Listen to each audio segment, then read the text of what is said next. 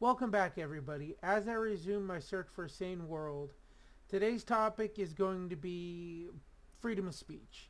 It seems like freedom of speech is under attack from many different sides right now, and today I just wanted to really, flesh out my ideas of why freedom of speech is so important and our founding fathers' thoughts on freedom of speech so we can get some historical context of how important it was. One of our presidents, James Madison, was quoted as saying, "Our First Amendment freedom gives us the right to think what we like and say what we please. And if we, the people, are to govern ourselves, we must have these rights, even if they are misused by a minority." And I think that's very powerful in with what's going on today. We have very few people, just being professional trolls, for lack of a better word, and because of that, they want to curtail all speech. Because if something offends you, then we're supposed to stop it from hurting your feelings, I guess. Um, in the Constitution, it gives us the right to life, liberty, and the pursuit of happiness. In this country, your pursuit of happiness gives you the right to walk away from anybody in any situation. If they're saying things you don't like, you don't have to stay there. You can leave. If it upsets you that badly, if you can't have a reasonable discussion with them about their poor ideas, walk away. And to that point, Thomas Jefferson in his first inauguration said, "If there be any among us who wish to dissolve this union or change its republican form, let them stand undisturbed as monuments of the safety with which error of opinion may be tolerated, where reason is left free to combat it." And that, I think, is probably one of the most profound things that I've read in a long time. It's basically saying that even though a person has a wrong opinion, that they it's heinous, they want something that you completely disagree with, let them have their opinion. Let them stand undisturbed as monuments of safety. Nobody should be being attacked physically for their ideas. Um, people say, "Oh well, hate speech is a real thing." Hate speech does not exist. Legally, hate speech is not defined. There's no carved out in the First Amendment for hate speech. The Supreme Court has called the few exceptions to the First Amendment well defined and narrowly limited. They include obscenity, defamation, fraud, incitement, true threats, and speech integral to already criminal conduct.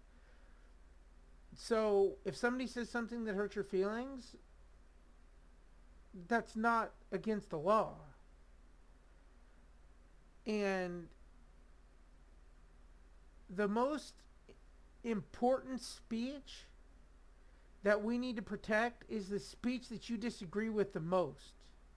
Because once we start allowing people to govern our speech, the problem with that is one day somebody's going to be in control of that list that you disagree with, and things that you think aren't hateful are going to be on that list.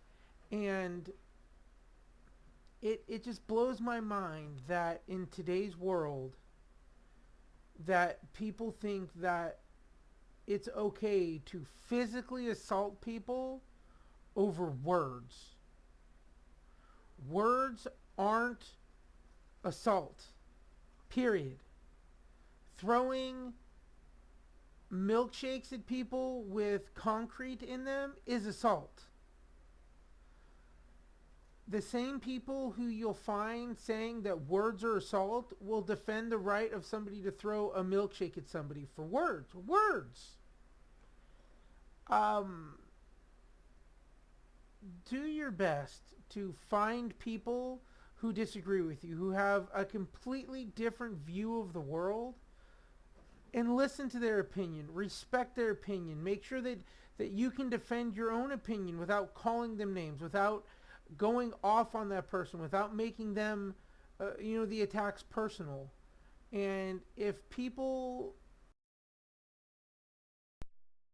rational discourse in this country, unfortunately, it seems like we're at the point where everybody who disagrees with you on either side is literally Hitler.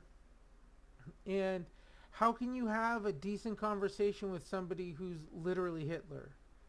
Just because somebody disagrees with you doesn't mean that they're evil. They just have a different opinion than you do. It doesn't mean that they should be assaulted.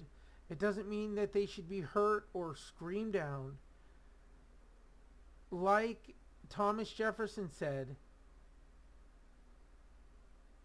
let us be open to those ideas to where it is left to reason to combat bad ideas. And like James Madison said, even if the First Amendment is misused by a minority, if we want to govern ourselves, we the people govern this country. And we can't let a small portion of society run our lives. The First Amendment is the most important thing that we have in this country because it gives us the right to be ourselves, to have our own ideas. And if somebody is offending you, walk away. That seems to be the biggest thing today is change the channel. You don't have to listen to that person. You don't have to engage that person if you don't want to. If you can't be reasonable in engaging a person who has ideas different than you, walk away. Nobody's forcing you to be there. If you could, share this video, put this video out, like and share this video. So that's the way, so I can try to get some more people to watch this video. And if you have any comments or you have anything you want me to talk about, please let me know in the comments. Once again, this is me out here trying to search for a sane world. I hope you guys have a blessed day.